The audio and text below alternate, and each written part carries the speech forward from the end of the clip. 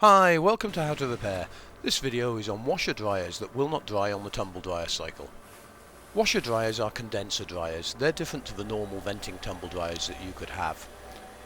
They pass warm air through the clothes as the clothes are tumbling. Then the moist air is actually collected on a condenser plate.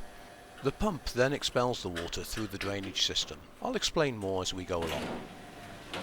Remember, you should always have the appliance unplugged from the electricity supply before working on it, and all work should be done by someone who has good knowledge of electrics. This tumble dryer that we're working on had a problem with no heat. So what we're actually going to do is go through the heating system completely and see if we can find the fault. The first thing I'm checking is the thermal cutout or thermal protection system. It's designed to blow if the area got too hot. Now we've got continuity on this, you can see, so we know that this thermal cutout is in good condition. Next we'll check the heater. We should have a circuit if it's in good condition. But as you can see, this element is actually gone open circuit, which means it's blown. The thermal cutout, by the way, is actually bolted to the chassis of the heating unit. And if it got too hot, that plate, it would actually blow the thermal cutout. It's a common fault on these, but on this one it's in good condition. So what I'm going to do now is I'm just quickly going to put the power back onto the machine, and I'm going to wait till the machine starts and make sure that I've got 240 volts at the heating element. And this basically is going to tell me that I've got no other problems with anything else before the heating element, so we know the thermal fuse is good and the power coming from the circuit board is good to the element. And you could also hear the fan motor running next to the element, which blows the air through the machine. So as the air heats up, that motor will actually blow air into the drum, which then heats the clothing. So I'm just removing the front panel. You will need to have this removed for checking the water valve system. And before I remove the wiring, just to remind you, it's a good idea to always take a photograph or make notes of where all the wires go, because we have to remove all this wiring now. There's about 7 torque head screws that need to be removed to take the casing off. One awkward one at the bottom there. And you can see just there was a thermostat also attached to the actual heater housing. This sends basically the temperature reading to the circuit board, so the circuit board can control the heat of your drying cycle. While I'm doing this, you can see a pipe at the back of the machine there, which comes from a water valve. This one is a flushing unit that keeps the condensing plate area clear.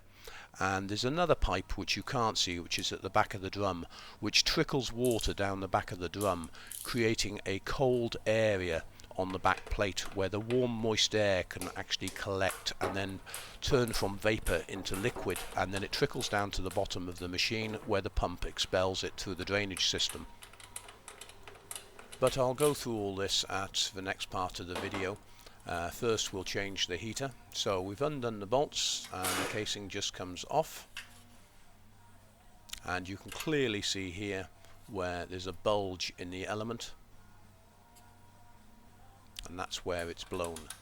So I'm using a 19mm socket and just carefully undoing the 2 nuts to release the element. You can see the thermostat, by the way, that I was mentioning in the middle there. It's the black round piece, just in case you ever need to change it. And here we have the element, and you can clearly see a split. I hope this comes out on camera, but I'll open it up for you, and you can see the split clearly here. So now we're going to pop a new element in.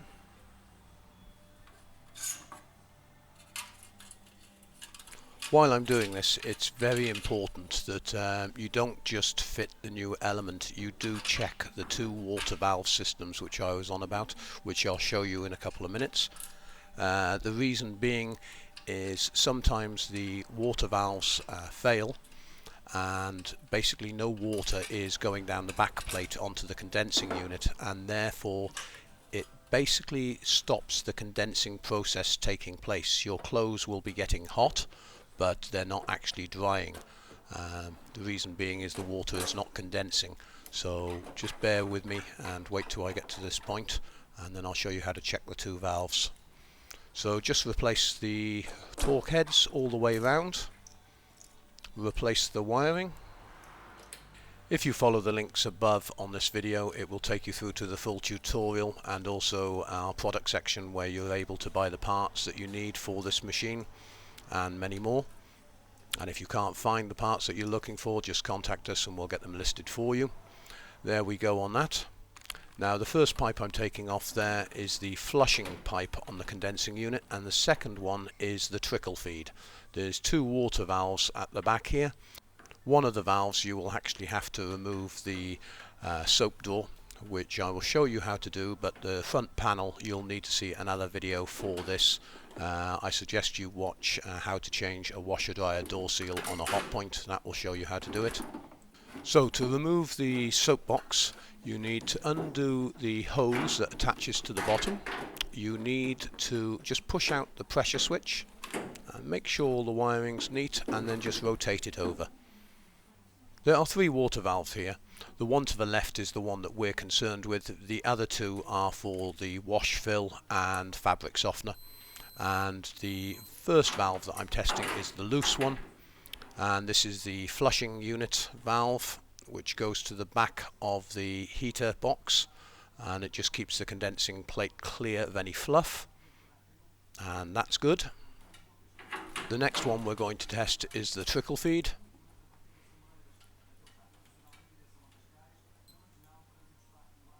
I'll put some detailed pictures on the website of the two terminals that you need to actually put the meter across to get a continuity test, because it's very hard to show you in this.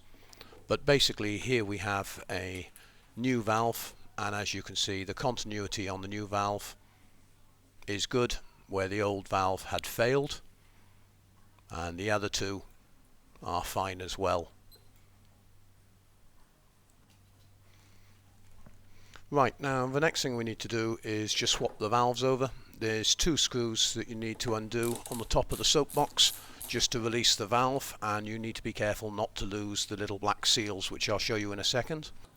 While I'm doing this, please remember to subscribe to our YouTube channel, as that's what keeps us going and able to make videos for you.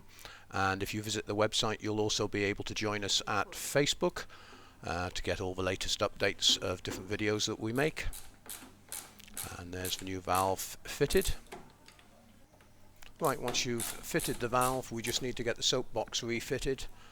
You need to remember to attach the soap door hose at the front. Also make sure you get the wiring on correctly and the pressure switch located back in its slot. Now we'll just connect up the facial panel. We've got it on the test bench, so we'll put a test load in for about 30 minutes with just a couple of items of clothing, and you should find the machines working perfectly again. Thank you very much for watching this video. We hope you found it helpful, and once again please visit the website and make sure you mark us down to your favorites and subscribe to our YouTube channel, as that's what keeps us going and able to make these free videos for you. Thanks very much for watching.